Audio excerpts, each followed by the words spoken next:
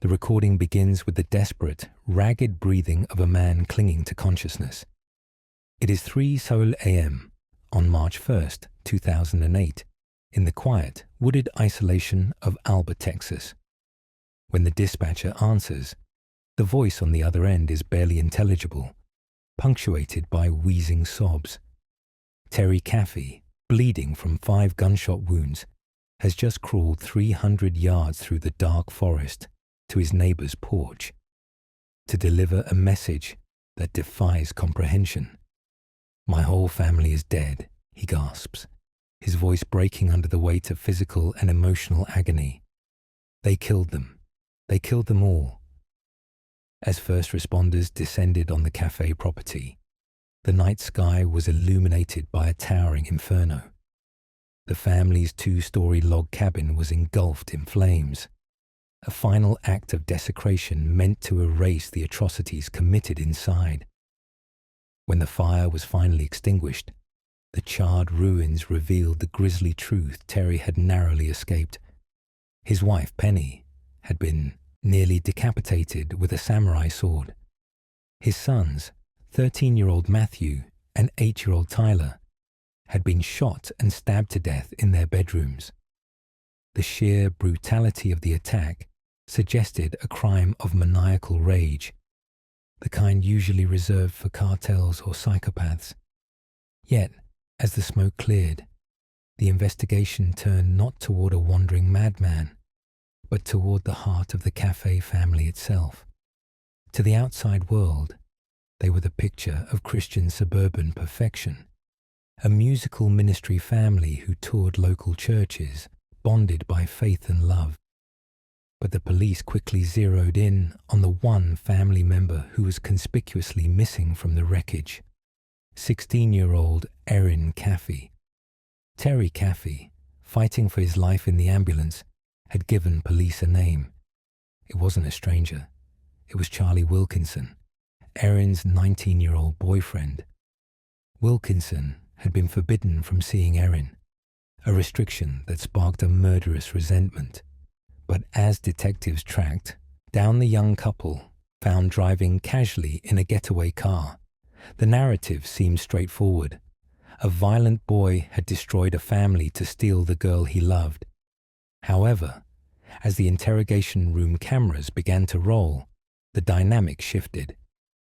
Wilkinson's confession would be damning, but it was Erin's calm, detached account of that night and the cold betrayal woven into her testimony that would ultimately shatter the illusion of her innocence and reveal the true architect of the massacre. Medicine Hat, Alberta, sits in the pallid, sun-bleached expanse of the Canadian prairies, a municipality of approximately 60,000 residents often referred to as the Gas City due to its vast natural gas reserves.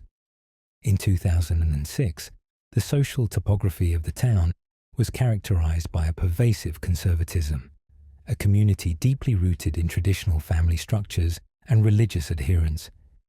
It was the architectural and cultural definition of suburbia: manicured lawns, predictable shift work, and a low crime rate that rendered unlocked doors a commonality rather than a risk.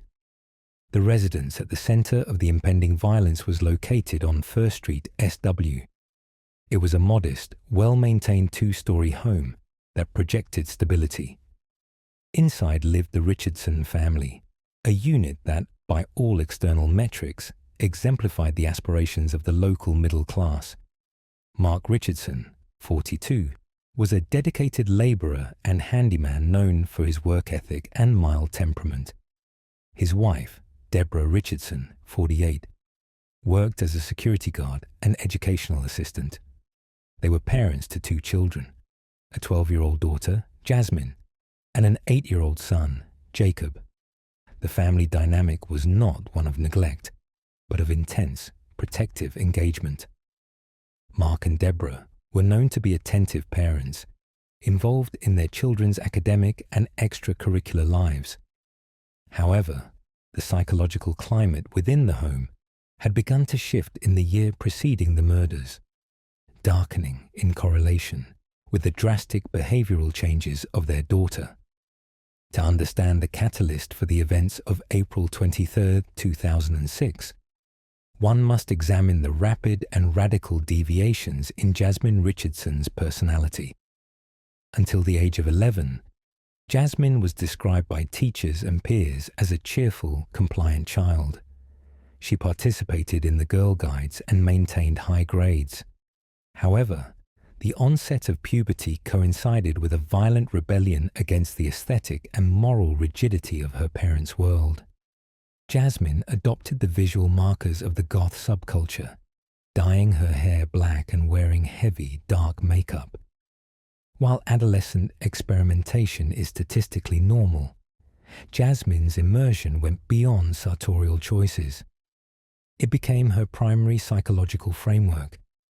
She began frequenting internet forums such as vampirefreaks.com, a social networking site that, while hosting a largely benign community of alternative youth, also provided an echo chamber for those harboring violent ideations. Online, Jasmine cultivated a persona that divorced her from the reality of her suburban existence. She expressed feelings of profound alienation and a hatred for the restrictive nature of her home life. It was within this digital ether, and subsequently in the physical world of the local mall and punk rock shows, that she encountered the external force that would accelerate her radicalization: Jeremy Steinke. Jeremy Steinke, 23, was a figure existing on the periphery of Medicine Hat's social order. 10 years Jasmine's senior, Steinke was an unemployed high school dropout, living in a trailer park, surviving on disability checks and the support of his mother. His background was scarred by instability. He had a history of alcohol abuse and had been subjected to bullying in his youth, trauma which he compensated for by constructing a grandiose, fantastical identity. Steinke did not merely adopt the goth aesthetic. He internalized a delusion of supernatural power. He told peers and online acquaintances that he was a 300-year-old werewolf. He wore a vial of blood around his neck, claimed to taste blood in his mouth when angry, and adopted the online handle Soul Eater. Clinical observation of Steinke's behavior suggests a personality disorder characterized by a blurring of fantasy and reality, exacerbated by substance use and social isolation. He viewed himself not as a failed adult living in poverty, but as a predatory, romantic anti-hero. The relationship between Jasmine Richardson and Jeremy Steinke began in early 2006. The meeting point was a local punk rock concert, a venue where the age discrepancy, a 23-year-old man pursuing a 12-year-old girl, was obscured by the dim lights and shared subcultural signaling. From a clinical standpoint, the relationship constituted a textbook case of grooming, yet the power dynamic was anomalously fluid. While Steinke possessed the physical power and age advantage, Jasmine possessed the psychological leverage. Steinke was desperate for validation of his dark persona. Jasmine provided it. She did not recoil from his claims of being a werewolf. She validated them, feeding his delusion to secure his loyalty. In return, Steinke treated Jasmine not as a child, but as an equal partner in a forbidden romance narrative that mirrored the film Natural Born Killers, a movie the couple idolized obsessively. Their courtship was intense and predominantly digital. On vampirefreaks.com, they exchanged thousands of messages. The text logs reveal a relationship built on a shared nihilism.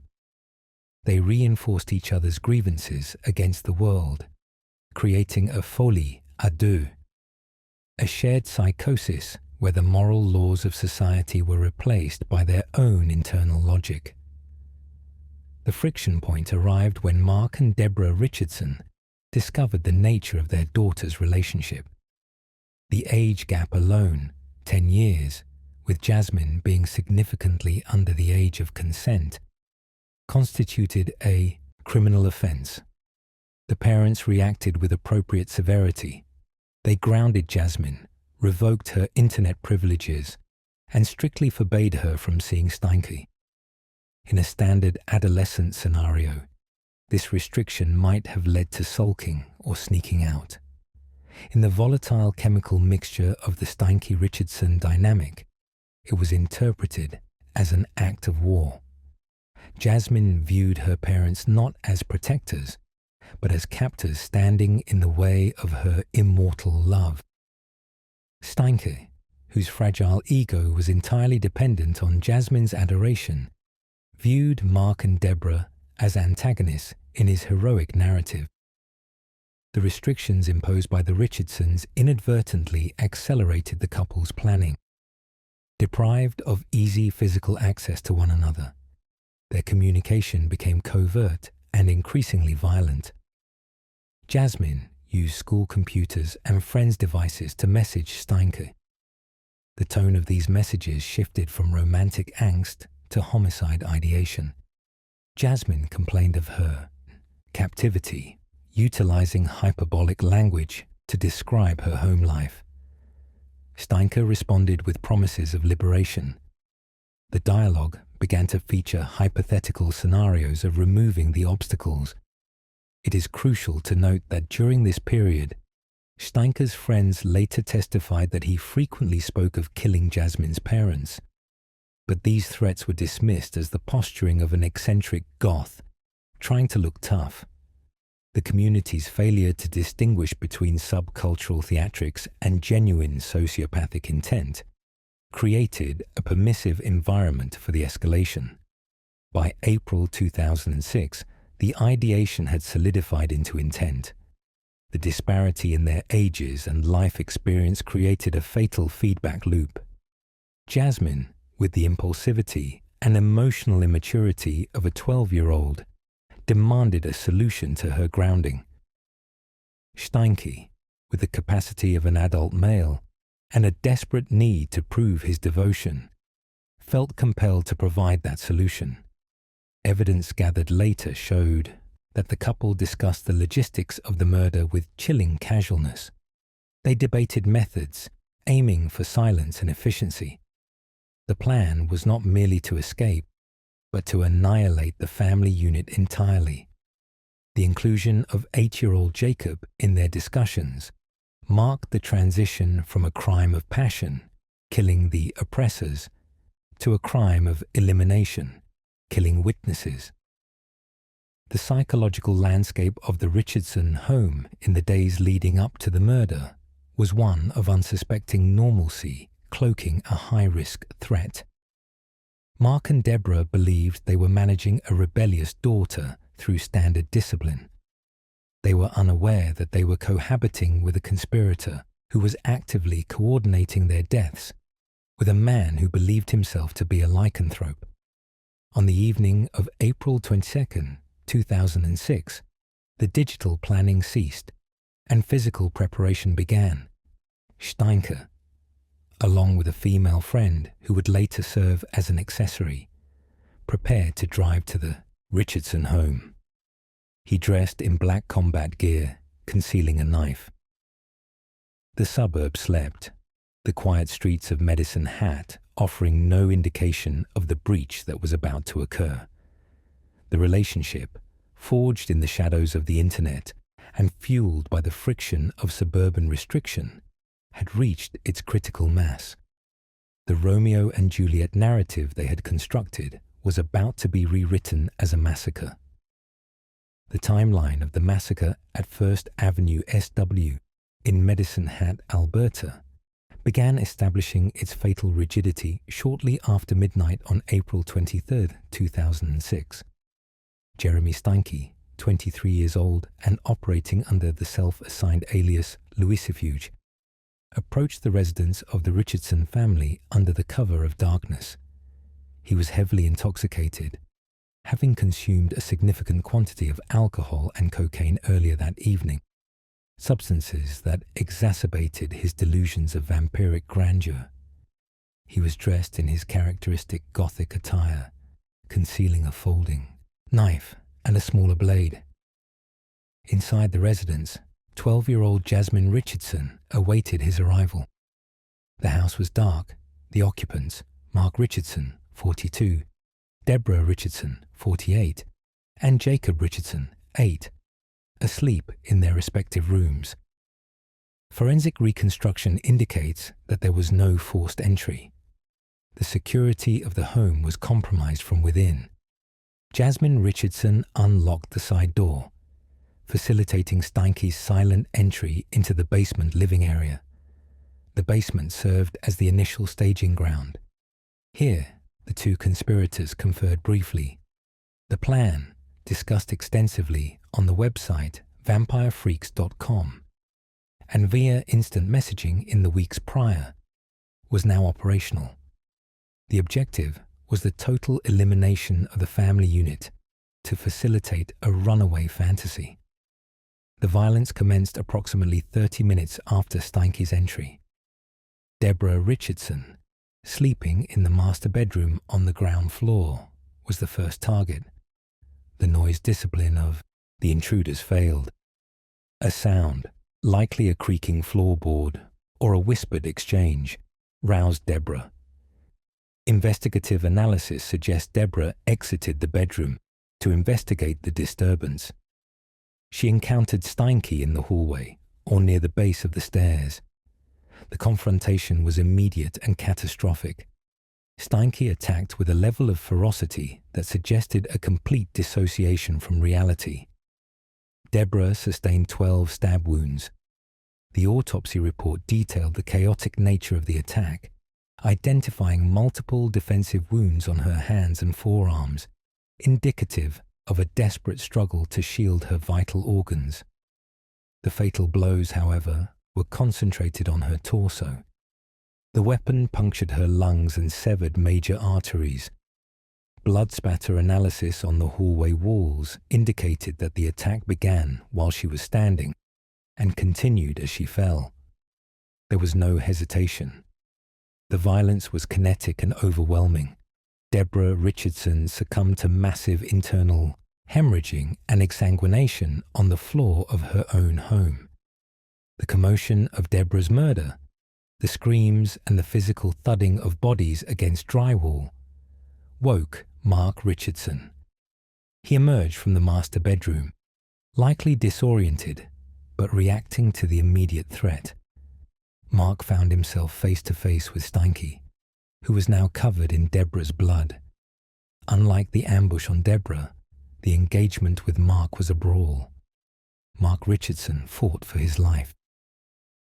Crime scene photographs later revealed a scene of immense struggle.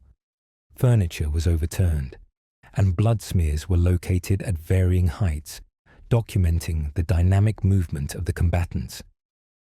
Steinke later alleged during interrogation that Mark had attacked him with a screwdriver, a claim he used to feign self-defense.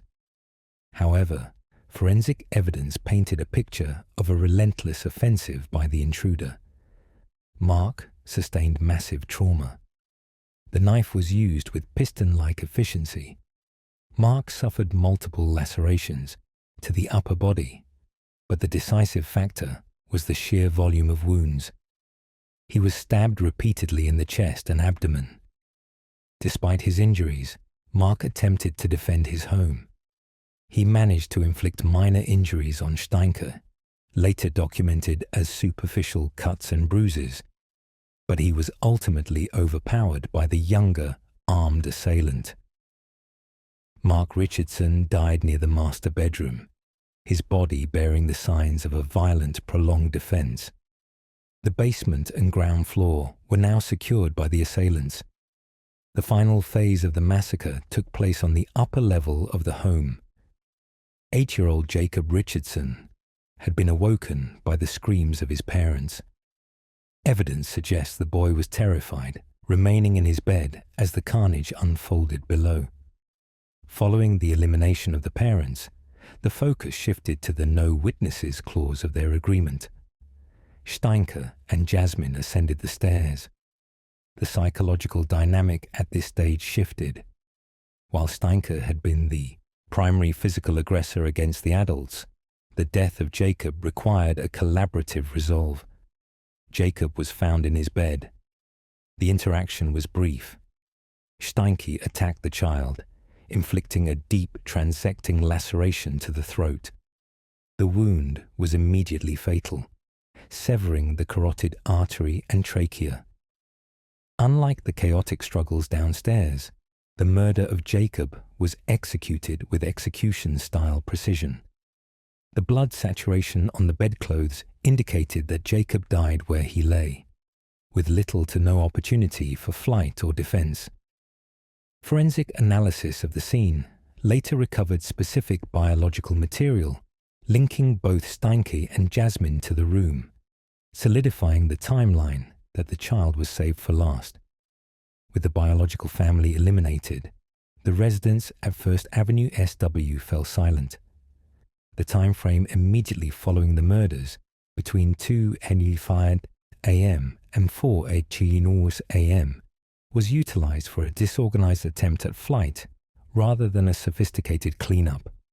Steinke and Jasmine did not attempt to hide the bodies. There was no effort to bleach surfaces or remove the vast quantities of blood pooling on the laminate flooring and carpeting. Their priorities were egress and resource acquisition. They scavenged the house, though not for high-value items typical of a burglary. The theft was incidental to the escape. They departed the residence in the family's vehicle. The scene they left behind was preserved in a state of catastrophic violence. 3 bodies in varying states of repose, a weapon discarded or carried away, later recovered, and bloody footprints tracking the movement of the killers through the blood of their victims. The house was locked upon their exit, sealing the crime scene in a vacuum of cold air and metallic odor. The discovery of the crime scene occurred the following day, April 23, 2006, around 1 p.m. A young friend of Jacob Richardson arrived at the house, intending to play. The house was silent. Knocking yielded no response. Peering through a ground floor window, the child witness observed what appeared to be a body lying on the floor. The positioning was unnatural, and the presence of dark fluid around the form was alarming. The child retreated and alerted a neighbor, who subsequently contacted the Medicine Hat Police Service, MHPS. The first MHPS units arrived at 1:20 p.m. The initial dispatch call was categorized as a check welfare or unknown trouble, but the nature of the call shifted the moment officers approached the perimeter. Constable Ogilvy, a pseudonym for the responding lead officer for this narrative, breached the residence. The sensory impact of the scene was immediate. The smell of coagulated blood and compromised bowels permeated the ground floor. Upon entry, officers confirmed the deceased status of Deborah Richardson. Her body exhibited signs of rigor mortis, indicating death had occurred at least 12 hours prior. Moving deeper into the residence to clear the rooms, officers located Mark Richardson. The extent of the violence was visually overwhelming. The sheer number of stab wounds rendered resuscitation efforts moot. The sweep of the upstairs revealed the body of Jacob Richardson. This discovery marked the psychological turning point for the investigators. The murder of a child elevated the crime from a domestic homicide to a massacre of exceptional brutality. By 2:00 p.m., the residence was established as a major crime scene. Yellow tape cordoned off the block. The Forensic Identification Section, FIS, arrived to begin the meticulous process of documentation. The immediate investigative hurdle was the head count. Police records indicated 4 residents: Mark, Deborah, Jacob, and 12-year-old Jasmine. Only 3 bodies were present. The absence of Jasmine Richardson triggered an immediate tactical bifurcation. One working theory posited that she was a victim of a kidnapping, that the family had been slaughtered and the daughter abducted by the perpetrator. This necessitated the preparation of an Amber Alert. However, a concurrent theory, driven by the lack of forced entry and the specific nature of the violence, suggested she might have fled.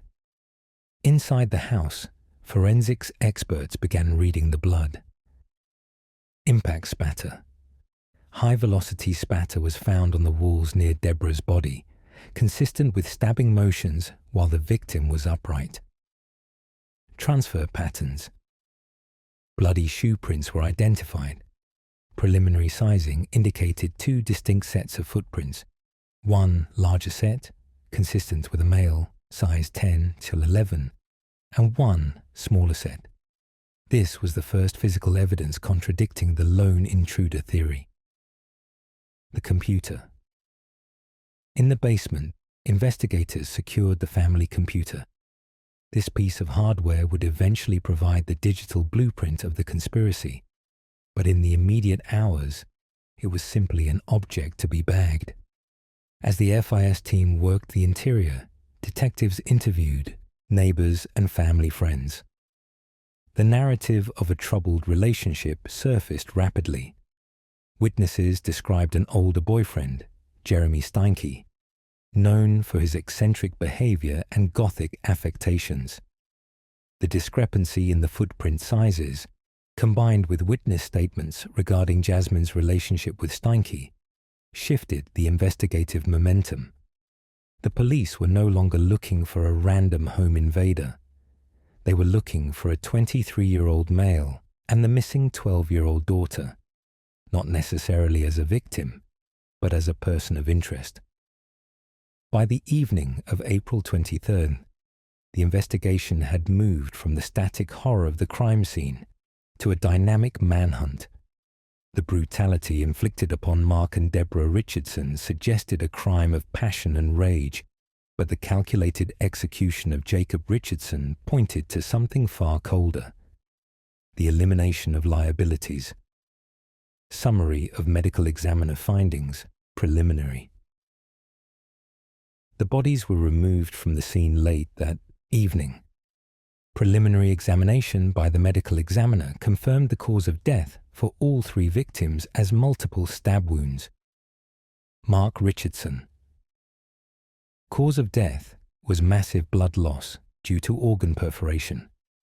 Defensive wounds were severe, including deep lacerations to the palms and forearms.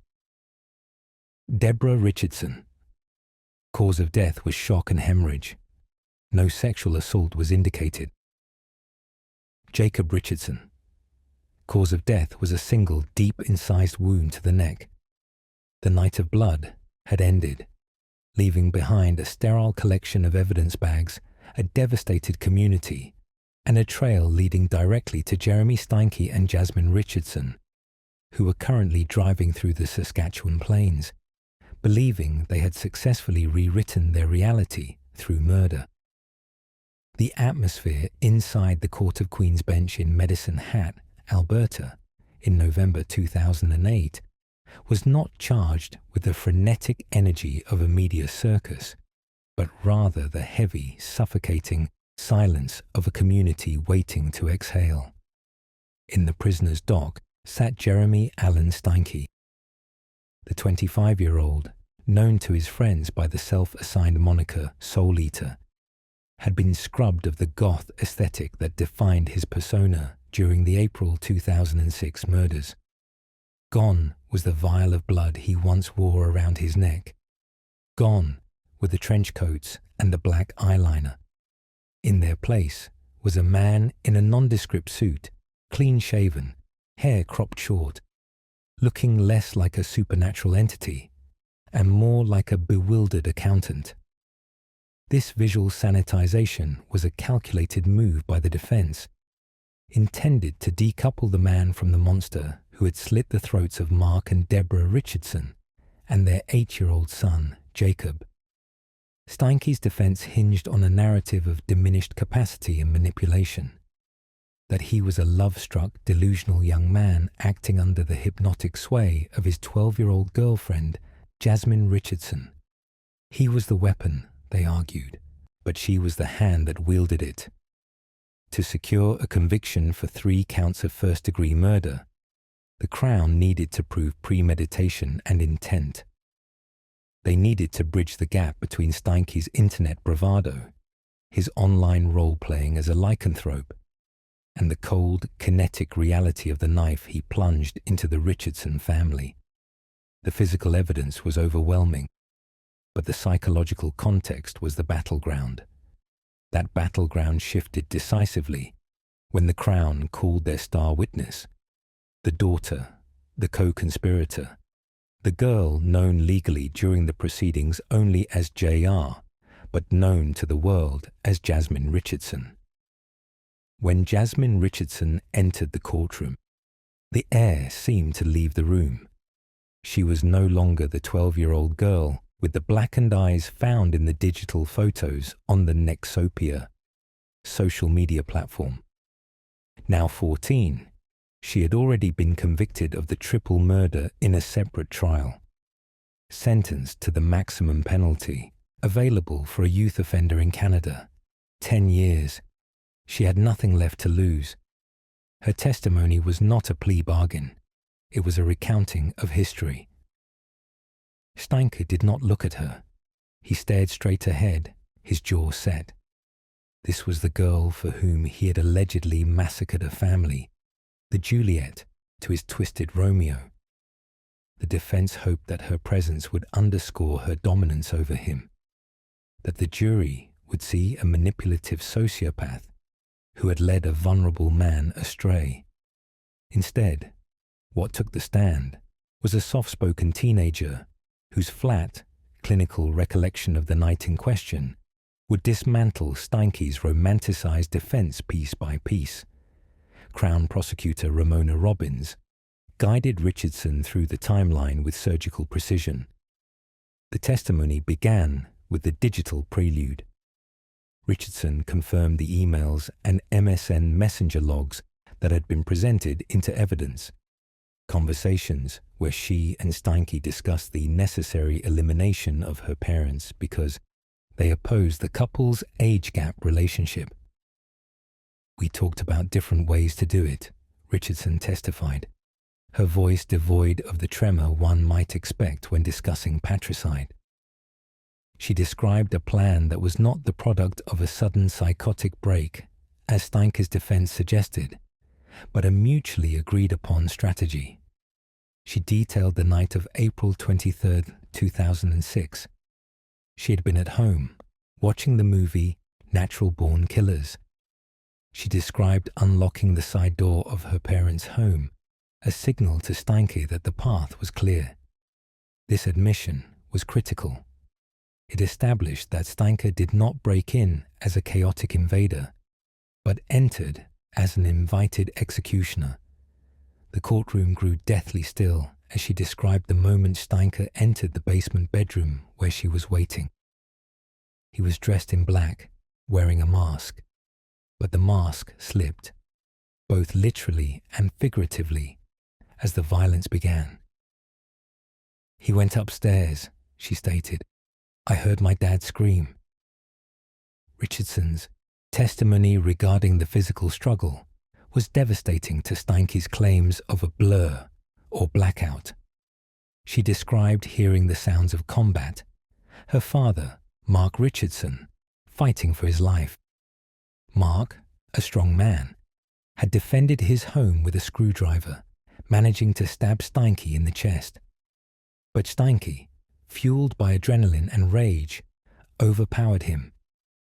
When asked what happened next, Richardson's account became visceral. She described Steinke returning to the basement, covered in blood, breathing heavily. He told her it wasn't over. Her mother was still alive.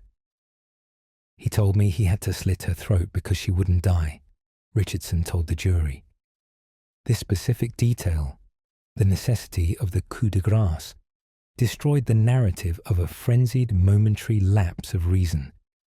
It demonstrated a cognitive process, an evaluation of the victim's state, and a decision to ensure death. Steinke wasn't a werewolf in a trance. He was a killer ensuring his work was finished. The most damaging portion of her testimony concerned the death of 8-year-old Jacob. The defense had attempted to distance Steinke from the child's murder, suggesting the chaos of the scene made specific intent murky, or implying that Jasmine herself played the primary role in her brother's death.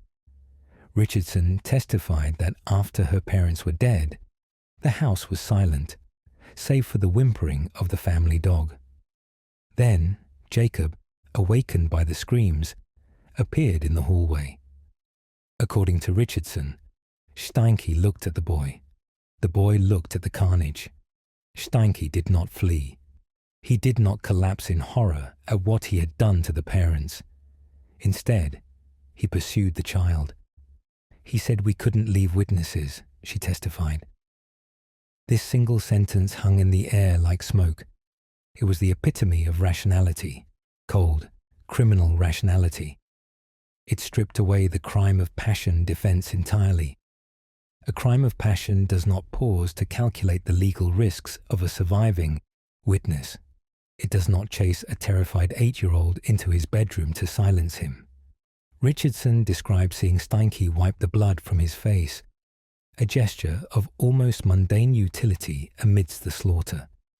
She recounted how they then packed bags, taking money and trivial items, stepping over the bodies of the people who had given her life before leaving to meet friends at a local fast food parking lot. Steinke's defense team, led by lawyer Alasdair Crosby, attempted to salvage their client during cross-examination. Their strategy was to impeach Richardson's character, to paint her as a liar who would say anything to minimize her own role, even though she had already been sentenced. Crosby pressed her on her role in the planning. "You wanted them dead, didn't you?" he asked. "Yes," she replied. "You suggested the methods?" "Yes." But rather than saving Steinke, her admissions of guilt only served to anchor him further to the reality of the crime. By accepting her own culpability so frankly, she validated the conspiracy. She did not deny her role to save face. She admitted it, and in doing so, her testimony regarding Steinke's actions carried the weight of unvarnished truth. When the defense tried to suggest that Steinke was reluctant, that he was pushed into it, Richardson referenced their conversations on the night of the murder. She testified that while she had suggested the idea, Steinke had been the one to insist on the timeline. He was the one who said, "It has to be tonight." She recounted Steinke's demeanor after the killings. He wasn't weeping. He wasn't in a catatonic state of shock. He was bragging. He laughed about the sounds her parents made as they died. He boasted to their friends later that night, claiming to have gutted them like fish. This testimony aligned perfectly with the accounts of other witnesses, friends of the couple who testified that Steinke had shown up at a house party hours after the murders, wearing fresh clothes but still carrying the stench of death, boasting about the act. Richardson's testimony provided the connective tissue between the act and the boast. What made Richardson's testimony truly lethal to Steinke's defense was how perfectly it aligned with the silent testimony of the forensic evidence. Dr. Michael Belenke, the medical examiner, had detailed the injuries. Mark Richardson had suffered 24 stab wounds. Deborah Richardson, 12. Jacob, a singular fatal slash to the throat. The patterns of the wounds corroborated Jasmine's account of a struggle with the father and the execution-style nature of the mother's and brother's deaths. Furthermore, the blood evidence destroyed Steinke's claim that he was merely a passive observer or a defender. His DNA was mixed with Mark Richardson's blood on the stairway.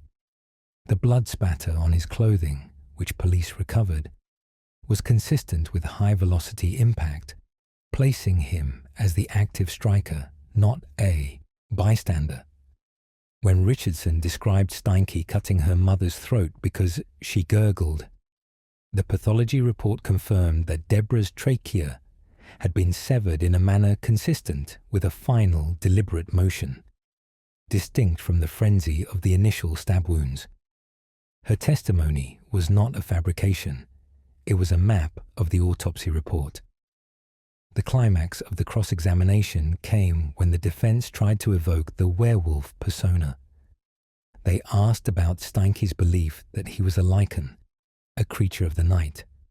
They tried to frame this as a shared delusion that exonerated him from legal sanity. Richardson, with devastating teenage candor, dismissed the magic. To her, the vampire/werewolf talk was just stuff we talked about. It was role play. It was aesthetic. When it came to the murders, she testified, there was no transformation. There was no supernatural event. There was just Jeremy with a knife, killing her family because they wanted to be together and her parents were in the way. She effectively secularized the crime. She stripped it of its gothic romance and left it as a gritty, sordid domestic homicide. She revealed Steinke not as a dark prince bound by a blood oath, but as a violent man who murdered a child to cover his tracks.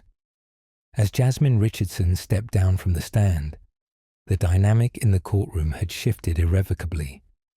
Steinke's defense, that he was a puppet, had been severed by the puppet herself.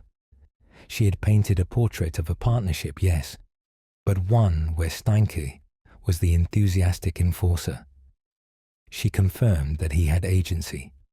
She confirmed that he had opportunities to stop.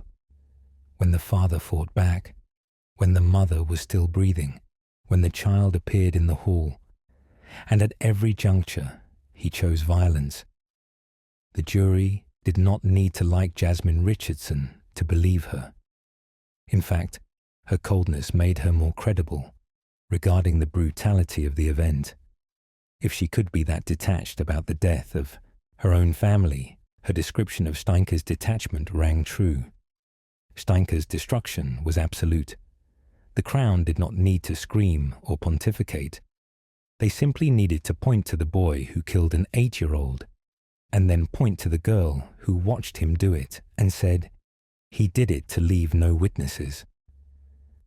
On December 5, 2008, the jury returned their verdict. They rejected the defense of second-degree murder or manslaughter. They accepted the reality painted by the blood evidence and voiced by the girl in the witness box. Jeremy Steinke was found guilty on 3 counts of first-degree murder. The judge, Justice Peter Martin, would later describe the crimes as of stark horror. But it was Jasmine Richardson's testimony that illuminated that horror, dragging it out of the shadows of goth fantasy and into the unforgiving light of the courtroom, ensuring that Steinke would never again be seen as a victim of love, but only as the butcher of Medicine Hat. Her testimony didn't just incriminate him. It erased the mythology he had built around himself, leaving only the man and his life sentence. The courtroom in Lehigh County, Pennsylvania, transformed into a theater of finality on April 28, 2016. The air was thick with the grotesque reality of the evidence presented. The bloody clothes, the shovel, and the digital transcripts of 2 young lovers plotting matricide. For Caleb Barnes, the silence that followed the jury's deliberation was the sound of a door slamming shut forever. Following Jamie Silverneck's damning testimony, where she detailed how Barnes strangled her mother, Cheryl Silverneck, while she watched, the defense's narrative of a soldier manipulated by a child crumbled under the weight of forensic fact. The jury returned a verdict of guilty on the charge of first-degree murder. Under Pennsylvania law, the conviction carried a mandatory sentence. Judge J. Brian Johnson handed down the judgment with clinical austerity, life in prison, without the possibility of parole. Barnes, the former army specialist who had once prided himself on physical discipline and military order, stood stripped of rank and future. He was no longer a soldier. He was inmate NN 7836. Jamie Silverneck's fate had been sealed months prior, though her sentencing carried a different complex gravity due to her age. Having pleaded guilty to first-degree murder, criminal conspiracy, and tampering with evidence, she faced the court not as a witness, but as the architect of the tragedy. In February 2016, Judge Johnson sentenced the then 15-year-old to 35 years to life in prison. It was a sentence that acknowledged the severity of the crime while adhering to Supreme Court precedents regarding juvenile offenders. She would not be eligible for parole until 2051, when she would be 50 years old. The sentencing hearing for Jamie was marked by the devastating testimony of the man left alone in the ruins of his family. David Silverneck, the surviving father and husband, stood before the court, a figure hollowed out by betrayal. He told the judge that his daughter was a monster and that he could not forgive her for orchestrating the death of his wife, Cheryl. His words dismantled any remaining image of Jamie as a mere victim of circumstances. He recounted how Jamie had feigned grief in the days following the murder, crying in his arms while knowing exactly where her mother's body lay in a shallow grave 4 miles away. This betrayal, David articulated, was a second knife in the heart of the family. With the legal proceedings concluded, the reality of incarceration began. Caleb Barnes was transferred to the State Correctional Institution at Mahanoy, a medium-security facility in Frackville, Pennsylvania. The transition from the regimented life of Fort Meade to the punitive regimentation of the state penitentiary offered a grim irony. Here, stripped of the autonomy he sought to assert through violence, Barnes became a statistic within the Pennsylvania Department of Corrections. Reports from inside indicate a life of unremarkable routine, a stark contrast to the chaotic, blood-soaked drama of March 2015. He exists in a concrete limbo, his youth slowly eroding against the passage of decades he will never spend as a free man. Jamie Silverneck was remanded to the State Correctional Institution at Muncie, the primary facility for female inmates in Pennsylvania. Her integration into the prison population presented unique challenges. Entering the system as a minor, she was forced to grow up within the confines of razor wire and steel checkpoints. In prison, the manipulator described by prosecutors, the girl who texted "I want her gone" regarding her own mother, had to navigate a hierarchy where she was no longer the dominant psychological force. Over the years, she earned a high school diploma and began taking college courses, a simulacrum of the life she forfeited the night she signaled Barnes to kill. The legacy of the Silverneck case extends beyond the physical imprisonment of the perpetrators. It established a chilling precedent in Lehigh County regarding the admissibility and weight of digital communication. The thousands of text messages exchanged between Barnes and Silverneck served as the functional DNA of the conspiracy, proving that the murder was not a crime of passion, but a calculated execution. The delete everything text Jamie sent to Barnes immediately after the murder failed to scrub the digital footprint that eventually ensnared them both. For the community of Upper Macungie Township, the case shattered the suburban illusion of safety. The murder of Cheryl Silverneck was not a random act of violence by an intruder, but a rot from within. A daughter turning on the mother who had driven her to concerts and facilitated her life. The crime scene images of the Silverneck driveway, washed clean of blood by the perpetrators before police arrived, remain a metaphorical scar on the locality. Ultimately, the case serves as a dark monument to the destruction of a family tree. David Silverneck remains the sole survivor, living in the silence left behind by a wife murdered and a daughter imprisoned. There is no rehabilitation for the dead, and for the living involved in this case, the psychological sentence is as permanent as the granite headstone marking Cheryl Silverneck's grave.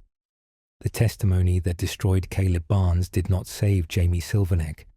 It merely illuminated the depths of the abyss they had dug together. The conviction of Sean Ford Jr.